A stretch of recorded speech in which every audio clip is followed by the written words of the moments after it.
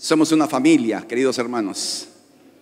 Y una familia se supone que nos conocemos. Imagínese usted vaya al cumpleaños de alguien de su casa y no sepa cómo se llaman. ¿Ok? Bien, gracias a Dios este domingo nuevamente reunidos para continuar con esta serie de enseñanzas, el idioma de la iglesia, cómo debiéramos hablar, cuál debiera ser nuestro lenguaje en todo esto que conlleva ser creyente. La Biblia es muy clara en algunos aspectos que no hay vuelta que darle. En absolutos, diríamos, la Biblia declara algunas verdades indudables y una de ellas es cómo debiéramos hablar. La Biblia enseña que tenemos que hablar basado en los principios que nacen de la palabra de Dios. Pero en esta oportunidad estamos viendo 4 cánticos o 4 poemas o 4 expresiones de alabanza que encontramos alrededor del nacimiento del Hijo de Dios. O sea, eventos que ocurrieron en ese entorno en que el Hijo de Dios vino a esta tierra. El domingo antepasado, si no me equivoco, hablamos acerca del cántico ¿de quién? De María. Claro, es tu nombre, pues no, ni modo que te olvides. ¿No? El cántico de María, engrandece mi alma al Señor, que ha mirado la humildad de tu sierva. Y hoy día vamos a ver otro canto, el canto de Zacarías, para conocer un poquito, pero vamos primero a ver el principio y luego explicamos un poco. Dios es fiel, cumple con sus promesas, a pesar de nuestra incredulidad o dudas. Miren, si Dios no fuera Dios, muchos no tendríamos casi nada de lo que tenemos. Porque para dudar somos campeones. ¿O no? Cuando alguien te ofrece algo, la primera cosa que viene a la mente, ¿qué cosa es? Ojalá que cumpla. Porque la duda es parte de nuestros esquemas mentales. Porque desde chiquitos nos prometieron tantas cosas y nunca cumplieron. ¿Usted todavía recuerda alguna promesa que su papá o su mamá le hizo que hasta ahora está esperando? Sí, seguro, ¿no? Yo creo que todos algo nos prometieron papá, mamá y nada que ver. Pero Dios no es como nosotros. Dios es fiel y cumple sus promesas que Él ha establecido. Cumple con aquello que Él ha señalado que va a ser parte de nuestra herencia. Y por eso vamos a ver hoy día la historia de Zacarías. Para entender un poco, aunque ya lo mencionamos, creo que todos lo sabemos, Zacarías era un sacerdote, un hombre mayor, no anciano en el sentido de este tiempo, tendría quizás cerca de 50 años, igual que su esposa. O sea, no eran tan ancianos, pero eran justos, dice la Biblia. Eran un hombre que vivía su fe. Un judío practicante, sacerdote que servía en el templo. Su esposa Elizabeth, una dama también como él, una mujer justa, pero que tenían un problema, es que no podían tener hijos. Hoy día casi nos llama la atención cuando alguien dice, bueno, no tiene hijos. Bueno, pues ¿qué habrá pasado? O no querrán o no podrán. Pero en aquellos años, así no pudiera una dama tener hijos, era un baldón, era como una especie, una marca muy fea. Porque la Biblia dice que la bendición está en tener muchos hijos. Para el pueblo judío, la bendición era tener muchos hijos. Bienaventurado el varón que llena su aljaba de ellos, o sea, esos flechas donde ponen las flechas, mientras más flechas tienen, mucho mejor. Entonces, ahí se juntaban, ¿cuántos hijos tienes? 10. Más o menos. ¿Tú? 15. Uy, Dios mío. Estamos escandalizando, por cierto. Ahora, ¿se pueden imaginar un sacerdote que servía a Dios durante años de años, aproximadamente 20 años sirviendo al Señor, y posiblemente se casó y como se casaban en aquellos tiempos, entre 15 y 20 años, unos 30 años, póngale usted, esperando tener una descendencia y no tener? ¿Puede usted imaginar cuál sería el corazón de un hombre y una mujer en esa cultura? En que no tener hijos era como estar bajo maldición. Pero sin embargo, a pesar de que no tenían hijos, él seguía siendo fiel, porque eso lo califica así la palabra. Y un día le toca servir. Miren, ese servicio que tuvo Juan era una sola vez en toda su vida. No era que, como era por suerte, y cuando le tocaba la suerte, ya hasta lo último, que era prender las luces del candelabro en el lugar santo. Y él está haciendo su tarea. Y de repente se aparece, ¿qué se aparece? ¿Cómo se llamó? Gabriel, un ángel. ¿Y qué le dice el ángel? El ángel le dice algo que nosotros entendemos, apenas mencionamos: tu oración ha sido escuchada. Ahora, en ese momento no estaba orando. En ese momento estaba prendiendo las luces del candelabro, quizás echando aceite, quizás cambiando la mecha, quizás prendiendo cada mecha, en fin, no sabemos exactamente. Pero él estaba ocupado prendiendo esas luces, que era su tarea. Y se le aparece el ángel, le dice: tu oración ha sido escuchada. Entonces, ¿cuándo creen ustedes que Juan y su esposa, Zacarías, disculpen, cuándo comenzaron a orar por un niño? No tanto desde que se casaron, sino desde que vieron que no podían. Porque se supone que podrían tener 1 año, 2 años, 3 años. ¿Cuántos años estaría orando Zacarías por un hijo?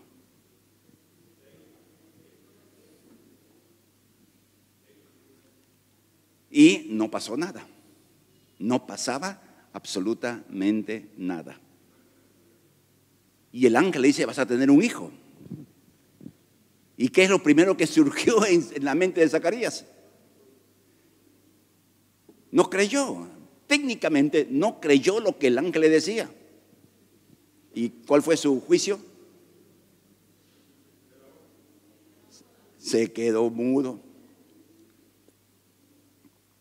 Se quedó mudo porque no creyó. Ahora miren, amados hermanos, uno, disculpen, nunca se debe rendir orando al Señor por una petición. Es el ejemplo de Juan. Nunca se debe rendir uno.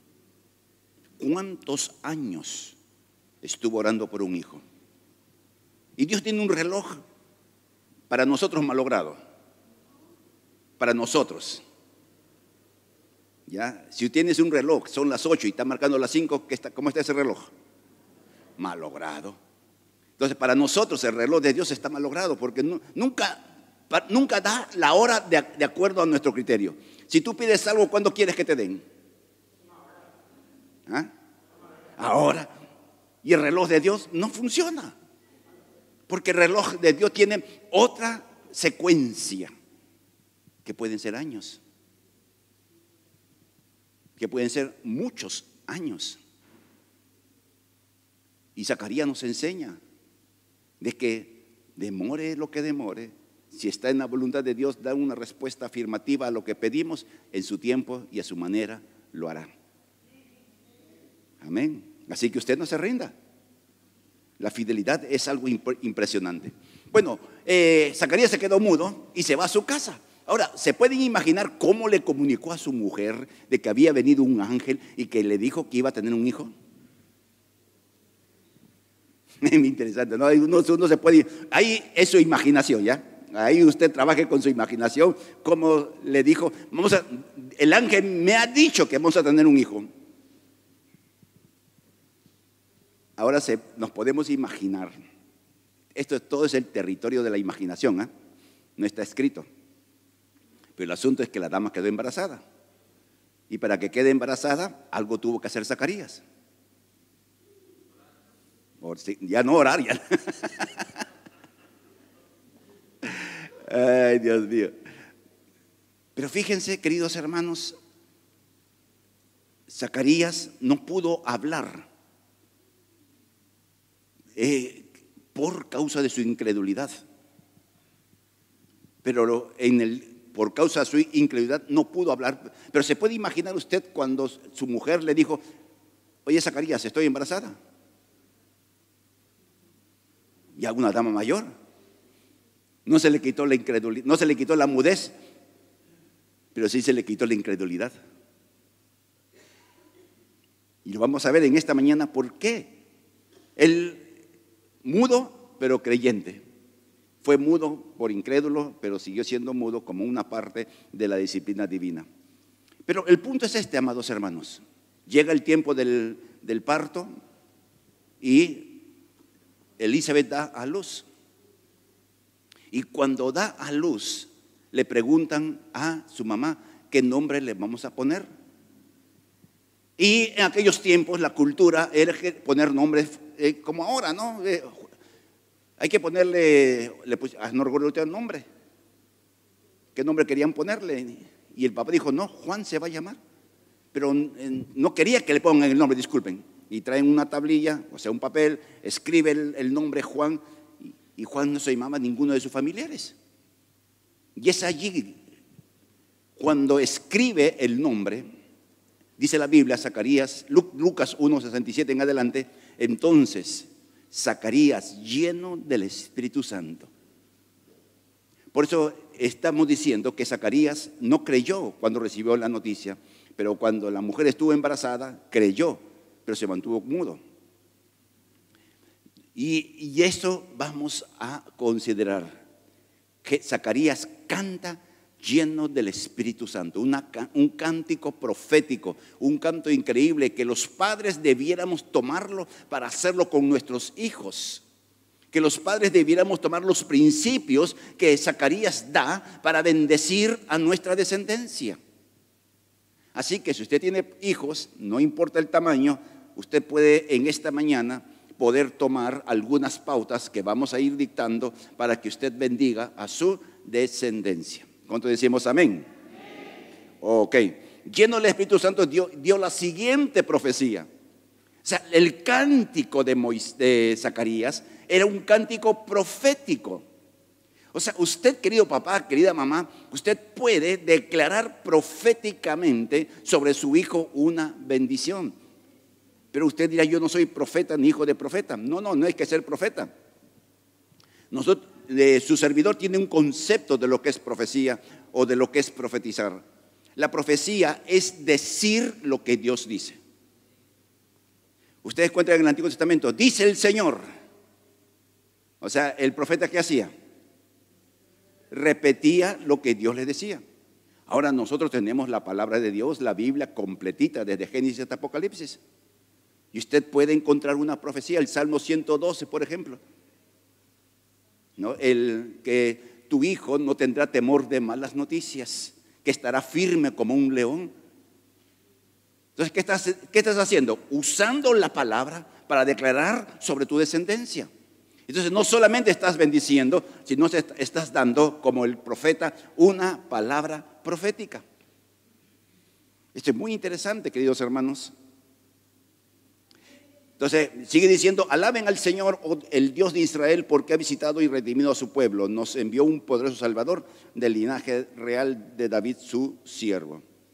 Entonces, avancemos un poquito. Este cántico de Zacarías es llamado Benedictus. Así lo llaman, porque la primera palabra bendito y Benedictus es en latín. Si usted ya aprendió una palabra en latín, a ver, repítalo. Ya, usted ya habla latín, ¿se imagina? Es la respuesta de Juan lleno del Espíritu Santo, hablando acerca de su hijo. Entonces vamos a ir desglosando esta enseñanza para llegar al punto que quisiéramos con usted, que aprendamos a bendecir a nuestra descendencia con una bendición realmente impresionante. Usted no mire cómo está su hijo o su hija. Usted mire lo que Dios dice de sus hijos y lo que usted debiera decir.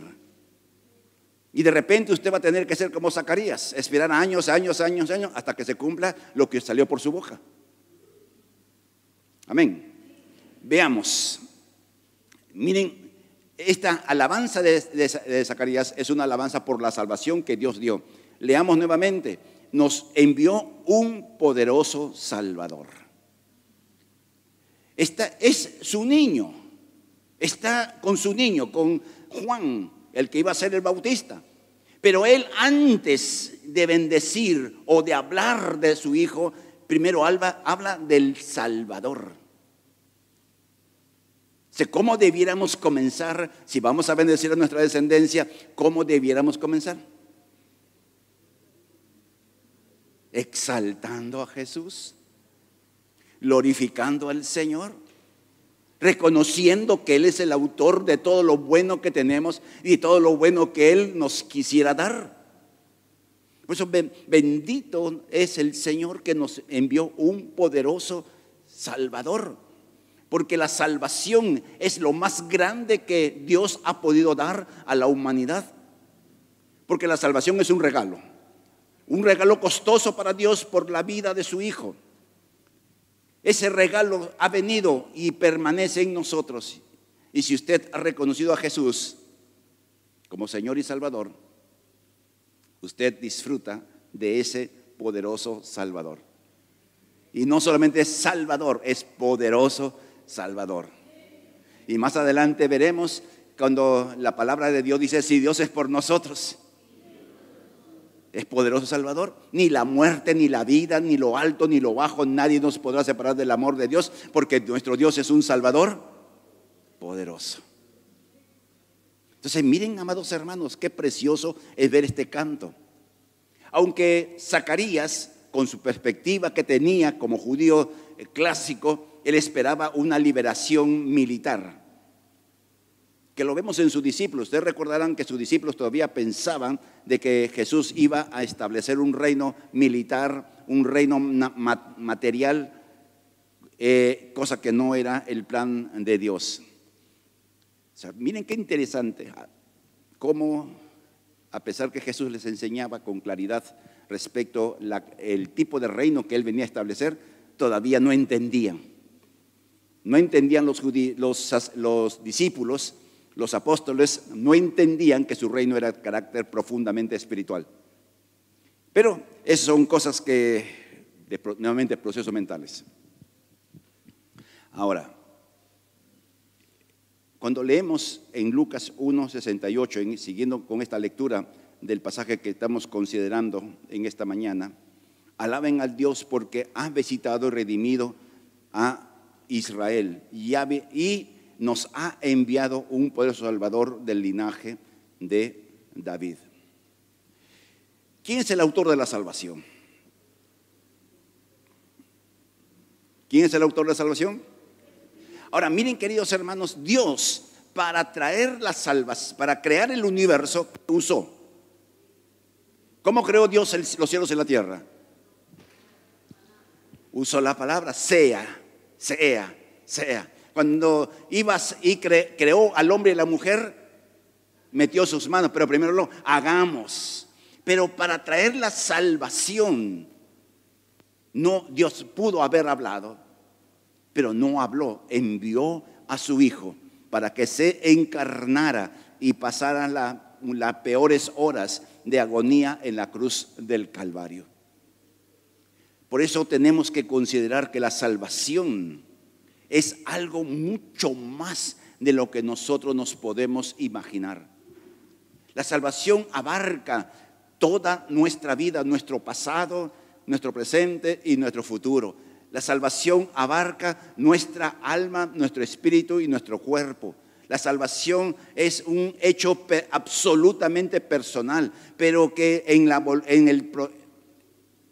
el deseo de Dios tiene carácter generacional. Es impresionante ver lo que significa la salvación. Y cuando todo termine, y solamente si tenemos que partir a la muerte, el Señor tarda, usted se va a dar cuenta qué tan grande la salvación fue, el que podamos estar en la presencia de nuestro Dios y Padre. Y no vamos a estar ahí en el cielo para estar de vacaciones. En el cielo usted y yo vamos a trabajar. ¿Qué es lo que usted va a hacer? ¿Qué es lo que yo voy a hacer? No sé, no sabemos exactamente. Pero la Biblia enseña que seguiremos trabajando. ¿Ok? ¿A usted le gusta trabajar? ¿Sí? ¿De verdad? ¿Disfruta de su trabajo? Ya. Si usted reniega de su trabajo, no, esa es otra historia. Usted estaría haciendo algo que no está bien, porque uno tiene que disfrutar de lo que hace. Cuando uno disfruta de lo que hace, nuestro cuerpo no se cansa tanto como cuando renegamos por lo que hacemos. Es pura ciencia.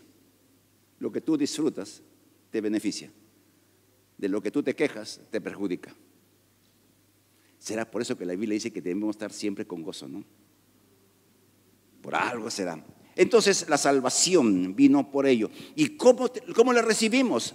Si declaras abiertamente que Jesús es el Señor y crees en tu corazón que Él lo levantó de los muertos, serás salvo. Dios hizo la salvación en un proceso costosísimo. Que el Hijo de Dios se haga hombre y viva como hombre durante 33 años y pase todo lo que pasó. Y para nosotros no nos puso nada más que un solo paso. Reconoce a Jesús como tu Señor. Y punto.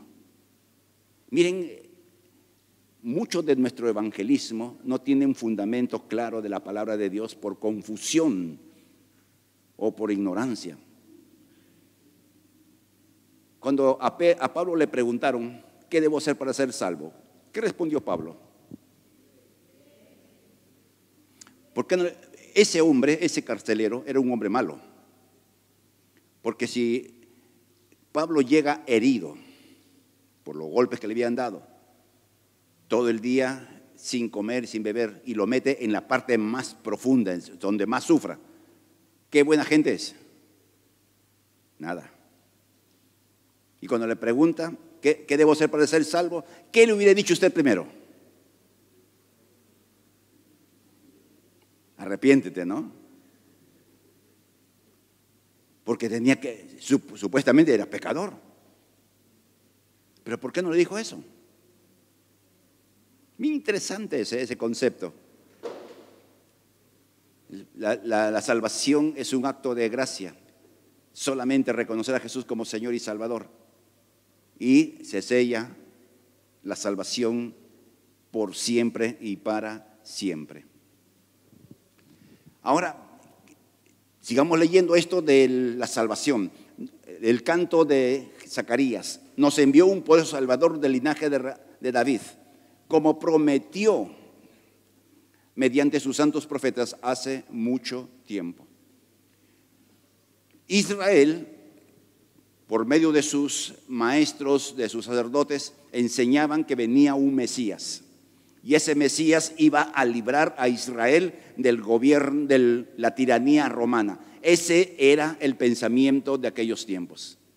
Y es por eso que se levantaron en esas épocas grupos que se rebelaron contra Roma, buscando liberar a Israel en un supuesto mesíasco que no era real. Pero nosotros entendemos esto. Si bien es cierto, los enemigos que tenemos nos van a acompañar hasta el día de nuestra muerte. Aunque uno no quiera, tiene enemigos. Usted dice, soy buena gente, tienes enemigos. Por buena gente tienes enemigos. ¿Cuántos de ustedes tienen algo así? No, un vecino, un familiar, un extraño, un compañero de trabajo. Vaya a saber. Pero cuando la salvación llegó a nuestras vidas, vino a librarnos de los enemigos espirituales. Porque los enemigos espirituales tú no sabes de por dónde pueden venir y de dónde vienen o qué es lo que quieren hacer. Si alguien viene con un palo a golpearte, tú sabes qué cosa quiere hacer, tú sabes dónde te puede golpear y tú por lo menos te defiendes en la medida de tu capacidad de aquel que viene a atacarte. Pero el enemigo espiritual que tú no ves, y es por eso que a veces nos cae de vez en cuando algo sin querer, sin esperarlo, sin desearlo. Pero, ¿qué dice la Biblia? Y les voy a leer un pasaje un poco largo. ¿Qué podemos decir acerca de cosas tan maravillosas como esta, acerca de la salvación? Si Dios está a nuestro favor, ¿quién podrá ponerse en nuestra contra? Si Dios no se guardó ni a su propio Hijo, sino que lo entregó por todos nosotros, ¿no nos dará también con Él todo lo demás? Esta parte es bien impresionante. Dios no pudo dar algo más valioso que su propio Hijo. Y si nos ha dado lo más valioso, nos va a dar todo lo que conlleva la salvación. Sigamos leyendo. ¿Quién se atreverá a acusarnos? Dios, el que nos ha elegido para sí. ¿Quién? Dios mismo nos puso en una relación correcta con Él. Entonces, ¿quién nos condenará? Nadie, porque Cristo murió por nosotros y resucitó y está sentado en el lugar de honor a la derecha del Padre e intercede por nosotros. Es impresionante. La salvación no solamente tiene que ver con lo que Cristo hizo en la cruz del Calvario, que ahí comienza todo. Tiene que ver con lo que hoy día está haciendo por cada uno de nosotros. Pues tenemos enemigos espirituales, sí, pero tenemos un poderoso Salvador que está a nuestro favor, que nos defiende, que se pone delante de. Yo me imagino que si no fuera por ello, ya estaríamos muertos o estaremos peor de lo que estamos. Amén. Usted debe decir amén, amado. Usted dirá, ay, pero yo ya estoy en la última lona. Pero si no fuera por el poderoso Salvador, ya ni lona tendría. Sigue diciendo este pasaje. ¿Acaso hay algo que nos pueda separar del amor de Cristo? Problemas, aflicciones, persecución, hambre. El hambre significa que no hay trabajo, y si no hay trabajo no hay dinero. Algunas veces vamos a pasar eso. Y creo que algunos hemos pasado por ese valle difícil. Sigamos leyendo. Si somos perseguidos o pasamos hambre o estamos en miseria o peligro o bajo amenazas de muerte. Claro que no. A pesar de todas estas cosas, nuestra victoria es absoluta por medio de Cristo Jesús. O sea, los problemas van a pasar, pero no nos van a cambiar nuestra identidad. No van a afectar lo que somos en Cristo Jesús. Podrá dolernos el cuerpo, podríamos sentir la tristeza, la pena, la incertidumbre o la duda como Zacarías, pero no cambiaría nuestra identidad, lo que somos. Amén. Sigue diciendo. Nuestra victoria es absoluta y estoy convencido que nada podrá jamás separarnos del amor de Dios. Ni la muerte, ni la vida, ni los ángeles, ni demonios, ni nuestros temores de hoy, ni nuestras preocupaciones del mañana. Ay, ¿cómo lo pone el Señor? Ni siquiera los poderes del infierno. O sea, el infierno entero se podrá levantar contra usted y no van a poder hacerlo. Porque la salvación viene de un poderoso Salvador que venció la muerte para que nosotros disfrutemos de la vida plena en Cristo Jesús. Amén. Entonces, esta primera parte tiene que ver con el poderoso Salvador. Entonces, y eso le permite a Juan ahora comenzar a bendecir a su descendencia. Entonces, ¿cómo deberíamos comenzar nuestro tiempo si usted dice voy a tomar un día especial? Este 24 podría ser una buena ocasión, antes de comer el pavo, aunque el ojo le esté ganando, usted tome un tiempito y bendiga a su descendencia. Vamos a bendecir. Y usted comience a agradecer a Dios por el don de la salvación, aunque sus hijos no sean salvos. Porque usted lo que va a hacer es bendecir. Amén. Usted va a bendecir, entonces comience a exaltar a Dios. Y usted le puede decir, gracias a Dios, que Dios me ha salvado. Y esa salvación es un regalo que Dios me ha dado. Y parte de esa salvación es que yo tenga la oportunidad de bendecirte. Así que te voy a bendecir. Y se pone sabroso, le da su no. Con mucho cariño, pues tiene que hacer usted. Usted sabe cómo llegar al corazón de su descendencia. Tenemos esa habilidad de llegar, especialmente las mamás. Ahora, entonces Lucas nos narra que Zacarías va a bendecir a su descendencia. Y la bendición no solamente decir, Dios te bendiga, hijo, amén. No, la bendición abre futuro. Por eso comienza, profetizó. La bendición puede abrir el destino de nuestra descendencia. Miren cómo lo dice. Cómo comienza Zacarías a bendecir. Tú, mi hijo pequeño, serás llamado profeta del Altísimo, porque prepararás el camino para el Señor. ¿Sabe usted? Es un nene de, ¿cuánto mide un nene? 40 centímetros. Tiene 8 días de nacido. O no, recién nacido, disculpen, recién nacido. Está en su pañal, envuelve todo. Y Zacarías ya comienza a hablar de lo que este niño iba a ser en el futuro. Muchos de nosotros, cuando nació nuestro hijo, una de las preguntas que nos hacíamos, ¿qué será de este hijo? En nuestra ignorancia no sabíamos que lo primero que debiéramos haber hecho es profetizar o por lo menos bendecir a la criatura. Pensando en qué va a ser, y a veces seguimos pensando, ¿qué será de mi hijo? ¿Qué será de mi hija? ¿En qué terminará? Amado hermano, usted debe cambiar ese chip.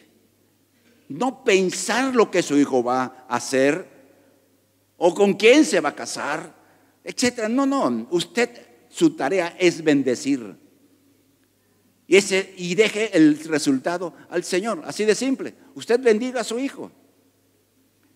Porque hay algo en usted que le da calidad a su bendición.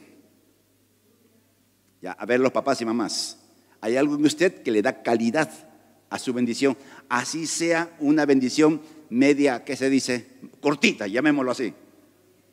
¿Sabe lo que le da calidad a la bendición? Primero, usted es su papá o su mamá. O sea, esa autoridad espiritual sobre su descendencia, sin importar cuántos años tenga. Por eso la Biblia dice, honra a tu padre y a tu madre, porque son autoridad, no pone edades. Pero hay algo que le da un plus a la bendición paternal, es el amor. ¿Usted ama a sus hijos?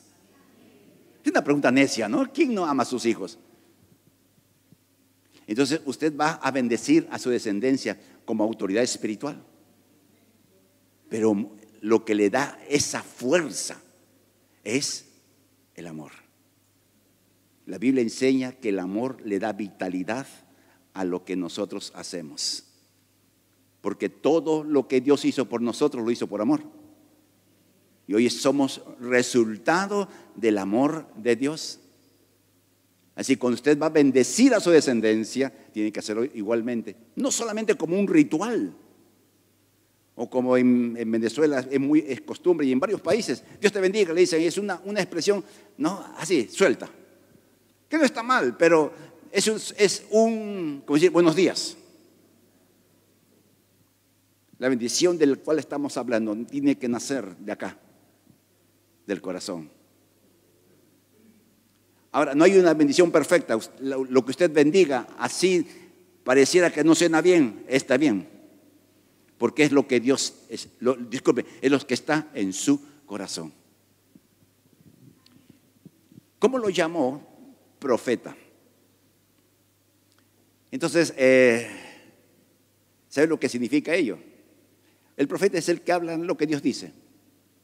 ¿No le gustaría que su descendencia hable lo que Dios dice? Para que hable lo que Dios dice, tiene que tenerlo primero ¿dónde? Acá adentro.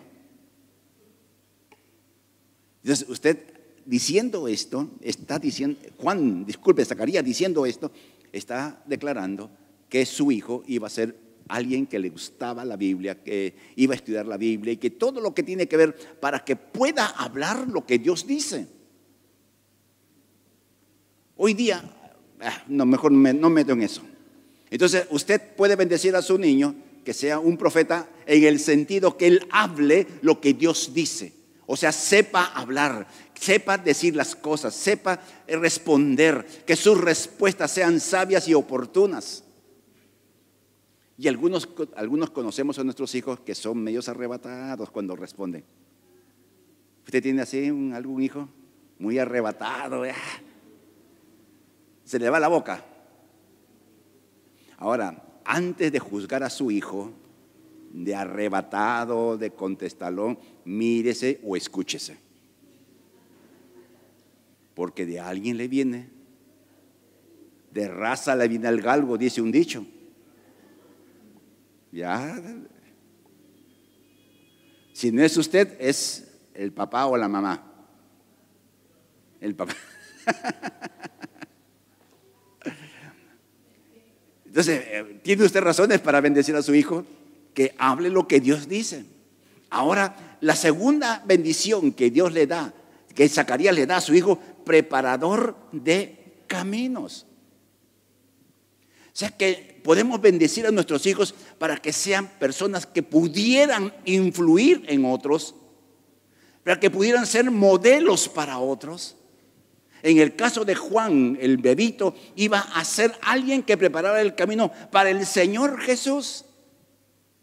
Entonces, podemos bendecir a nuestros hijos para que nuestros hijos puedan, a través de palabra o a través de su vida, ser un testimonio del amor y la gracia de Dios.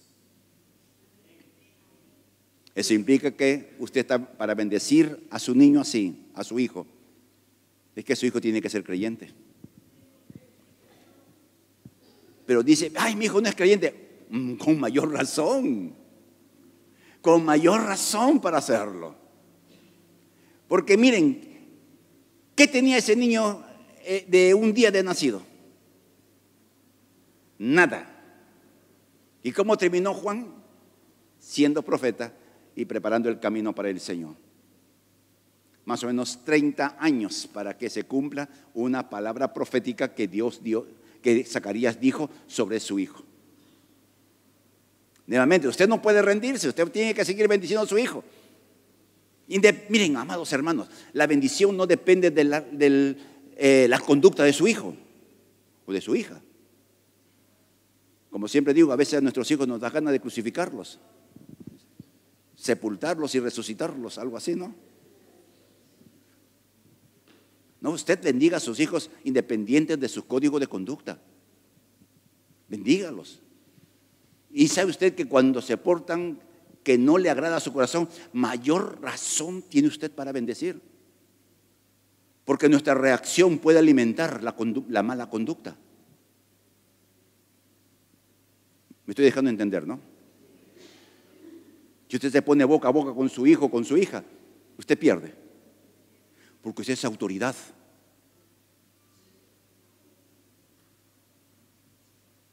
¿Se ha dado cuenta usted cuando un chofer pelea con el policía? ¿Quién pierde? El chofer puede gritar, puede sacar la ley, puede no saber quién soy yo. Al policía no le importa nada. Entonces, cuando usted se pone a la par con sus hijos, o su hijo o su hija, usted pierde. Usted es autoridad. Usted mírelo desde su balcón. Dios te bendiga, querido hijo. ¿Sabe usted lo que va a ganar? No le va a dar argumentos a su descendencia para que siga dándole la rueda a la discusión y querer salir con su pensamiento. Qué interesante. Todo lo que aprendemos de un pasaje tan corto como el que estamos viendo. Entonces, ¿cómo vamos a bendecir a nuestros hijos? Que hablen de manera correcta y que vivan de manera correcta. Hoy día de repente no lo hacen, ya hemos dicho, pero usted siga diciéndolo.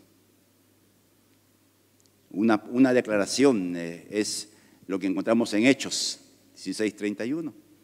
Cree en el Señor Jesucristo, serás salvo tú y tu casa. ¿Y quién es tu casa? La familia, pues no es la casa, el edificio, por cierto. Entonces, avancemos. Miren el versículo 77, otra parte de la bendición de de Zacarías a su hijo Juan. Dirás a su pueblo cómo encontrar la salvación mediante el perdón de sus pecados. La vida de nuestros hijos es una vida con propósito. Cuando Dios le da el hijo a Zacarías y a Elizabeth, le da con propósito. El niño no nacía todavía, ni siquiera estaba concebido, y el ángel le dijo: el niño que va a nacer será llamado grande delante de Dios. Y cuando María recibe el anuncio del ángel, le dice lo mismo: el niño será grande delante de Dios. Entonces la grandeza de nuestra descendencia no depende de lo que hagan. En el caso de Juan murió degollado, en el caso de Jesús murió crucificado, pero a ambos se les llama grandes antes de nacer. O sea, ¿cómo Dios llamó a nuestros hijos antes de nacer? No detalla. Grandes en sus obras, poderoso en sus acciones.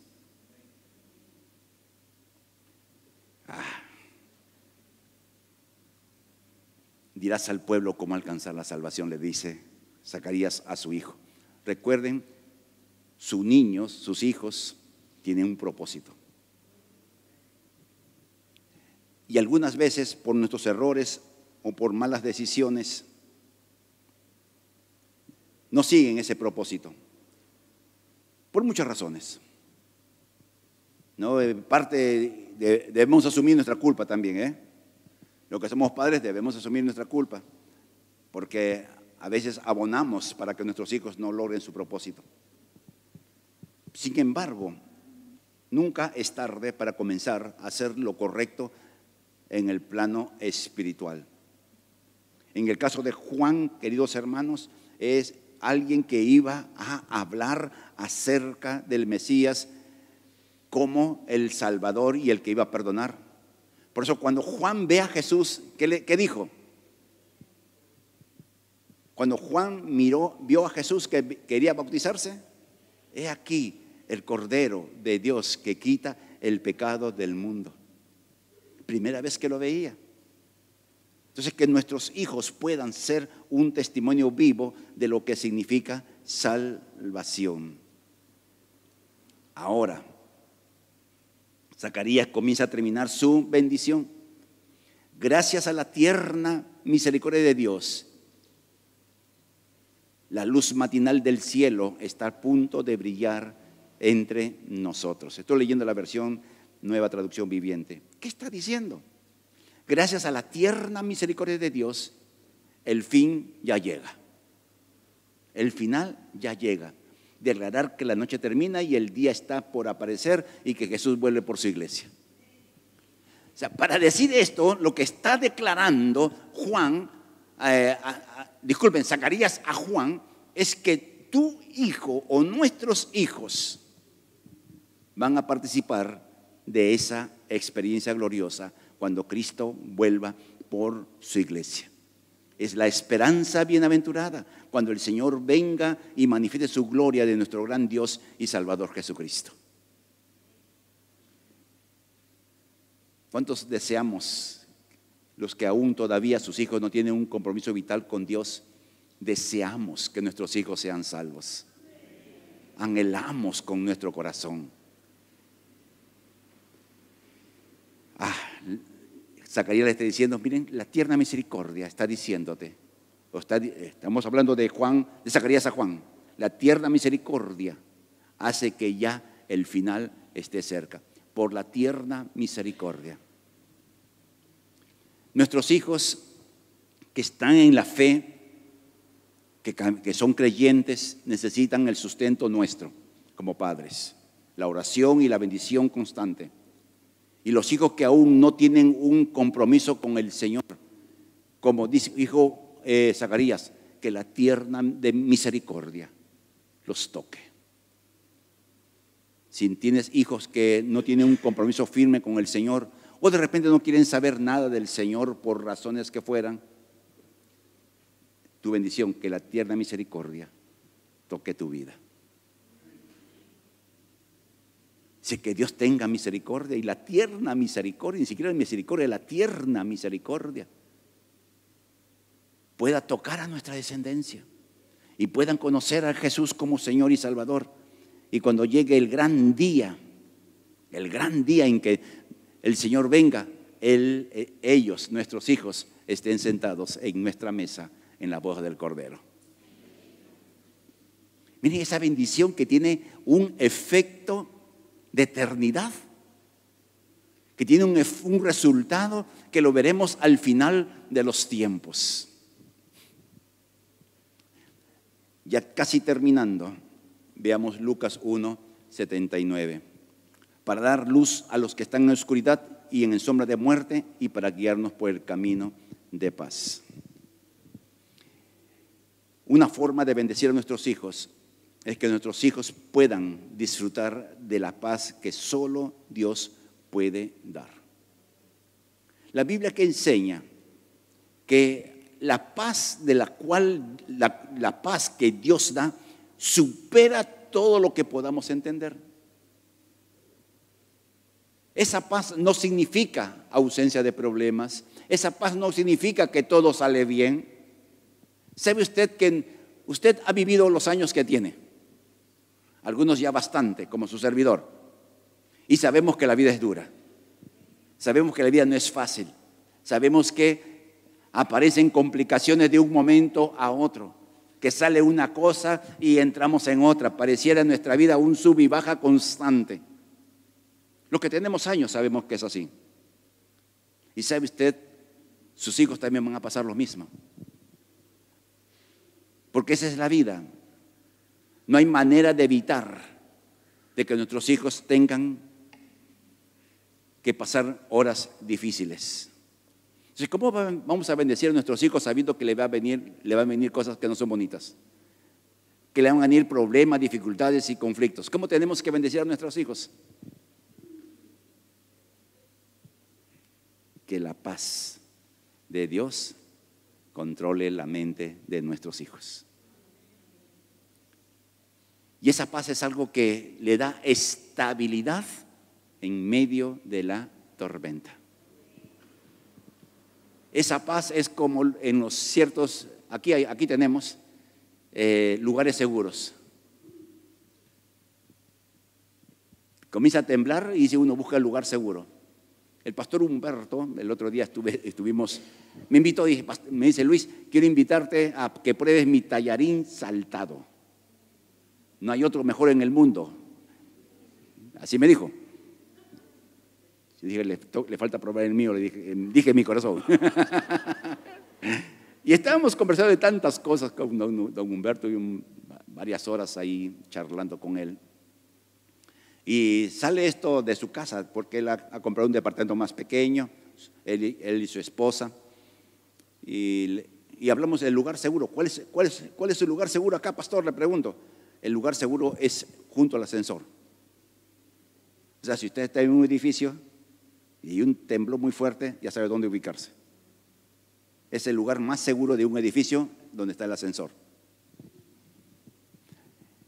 Ahora, hay un lugar seguro para nuestra descendencia y para nosotros también. La paz de Dios. Ahí es el lugar seguro, donde podemos descansar y estar tranquilos. Que hoy día está la mar y morena y están los problemas, está todo, pero hay un lugar seguro, la paz que Dios nos da, que muchas veces ni siquiera nosotros lo podemos entender. No sé si a usted le ha pasado de que le está viviendo pues una situación muy complicada y está así fresco como el chapulín colorado, fresco como una lechuga, pues quiero decir.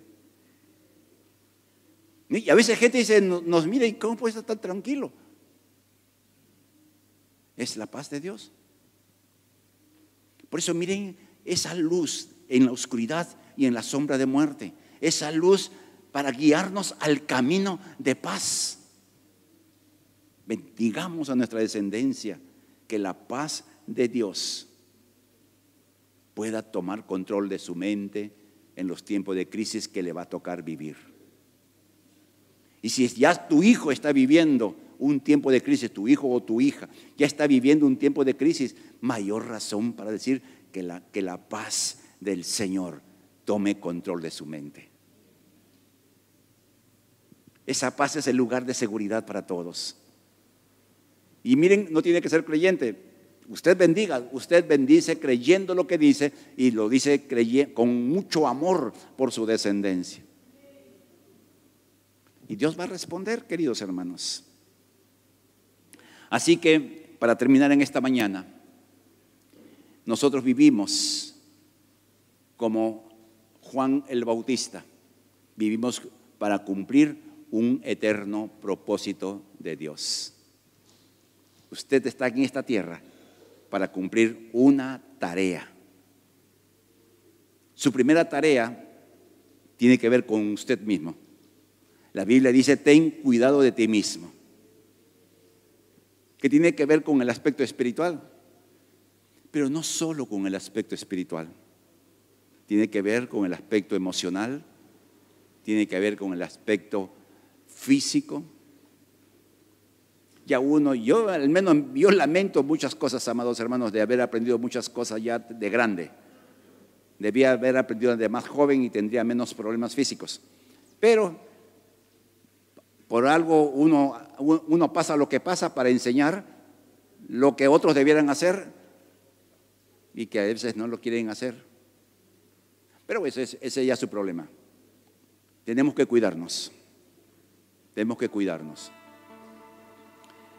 Todos vamos a llegar algunos ya estamos cerca de ese trance de perder muchas de nuestras habilidades personales.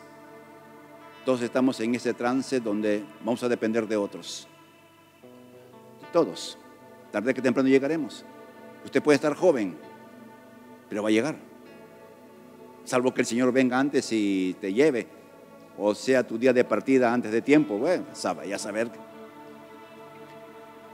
Yo tengo algo en mi corazón y es una petición delante del Señor.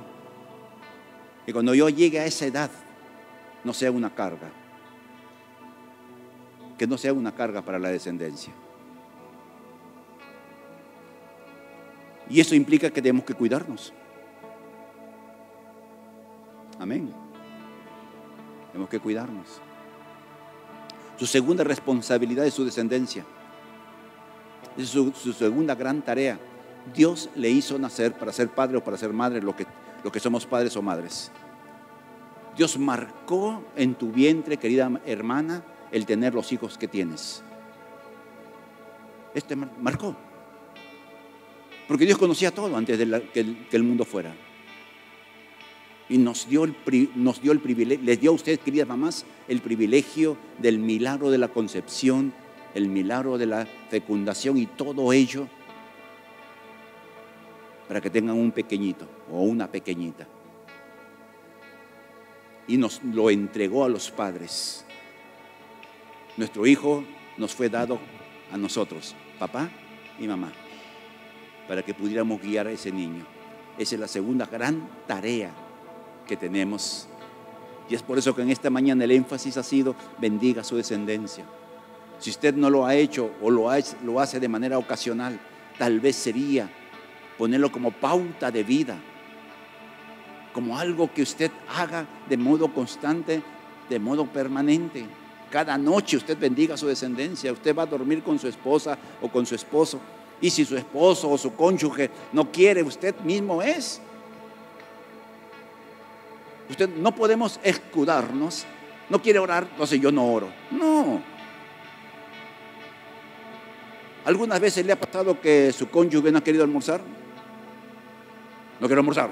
Es molesto, ¿no? ¿Y usted qué ha hecho? ¿Qué ha hecho usted, querida hermana? Igual comió. Es que se quede de hambre.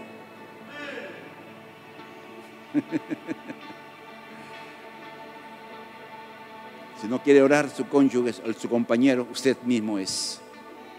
Hágalo. Ore. Esa es la segunda gran tarea que nos ha tocado vivir. Nuestra descendencia. Porque Dios nos dio hijos para entregárselos a Él, para devolvérselos a Él. Yo agradezco a Dios que me ha dado el privilegio de poder ya tener casi la tarea cumplida. Porque Dios es bueno, por decirlo de alguna manera. Pero como Dios no tiene preferidos, la misma opción que le da a uno, le da a todos. A todos nos da la misma opción. Nos queda en nosotros hacer lo que nos corresponde. Y la tercera gran tarea es lo que usted hace para el Señor. El Hijo del Hombre no vino a ser servido, sino a servir. Y Dios nos trajo a salvación para todas estas cosas bonitas, pero también para que mientras estemos aquí en la tierra podamos servir. En estos días ha habido un pensamiento que me ha estado rodeando la cabeza. La gracia es para todos, sin distinción, pero el favor es para quienes lo ganan. Y hay cosas que perdemos de Dios, que Dios tiene para nosotros, que no tiene que ver con salvación, con su presencia, con su protección. Cosas a veces tangibles, peticiones que tenemos, porque no estamos haciendo aquello que Dios espera que hagamos. Es como una recompensa que damos al niño porque le dijimos: si tú pasas de año con buena nota, te doy tal cosa. Entonces de repente el niño flojeó y pasó con las justas. Seguirá siendo amado, le darás su pavito, su panetón, pero no le das el regalo. La gracia no le va a faltar. Le va a faltar ¿qué cosa? El favor. ¿Ok? De pie, por favor.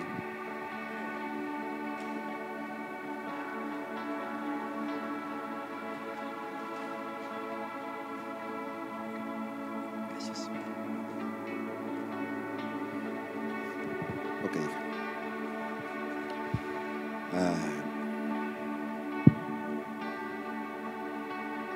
Ay, qué bueno, qué bueno. Nos alegra cuando nos llegan estos motivos de oración. Oramos por estas peticiones, por cierto, pero también nos alegra cuando escuchamos gracias, porque Dios escuchó y respondió una petición. Gracias a Dios. Padre, queremos darte gracias en esta mañana por el ejemplo que nos da tu palabra en la vida de Zacarías. Ver que nuestra autoridad de Padre se manifiesta en la bendición a nuestra descendencia. Y en esta mañana te damos gracias por habernos salvado. Te damos gracias que antes de la fundación del mundo, tus ojos se fijaron en uno. Y nos diste, Padre, la salvación. Gracias. Precioso regalo. Nuestra vida cambió radicalmente desde que nos salvaste. Y a la vez, Padre, marcaste un camino. Y de manera especial quienes somos padres, quienes son madres, de dejar una huella en la descendencia. Y la huella tiene que ver con la salvación sobre sus vidas. Y en esta mañana, Padre, levantamos nuestra voz, los que somos padres, y bendecimos a nuestra descendencia, orando que la gracia y el favor de Dios sea sobre ellos, orando que la palabra que está sembrada en su corazón pueda traer vida a su vida. Oramos, Padre, para que el propósito de vida para el cual tú lo trajiste a este mundo a través de los padres sea cumplido. Que su corazón se enternezca al mensaje del Evangelio y que las tiernas misericordias lo atraigan a salvación. Te damos gracias, Padre, te bendecimos, y en esta mañana oramos por nuestro hermano Germán, para que tú lo guardes, para que tú seas dirigiendo su vida en el lugar donde él está. Nos unimos en gratitud por Nelson. Gracias, Padre. Gracias porque la operación fue un éxito total y completo. Oramos, Padre, por José, que tú sigas obrando en su vida y pongas tu mano sanadora sobre su vida.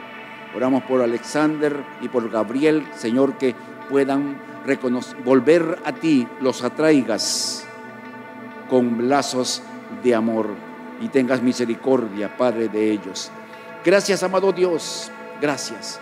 En el nombre de Jesús. Amén. Amén.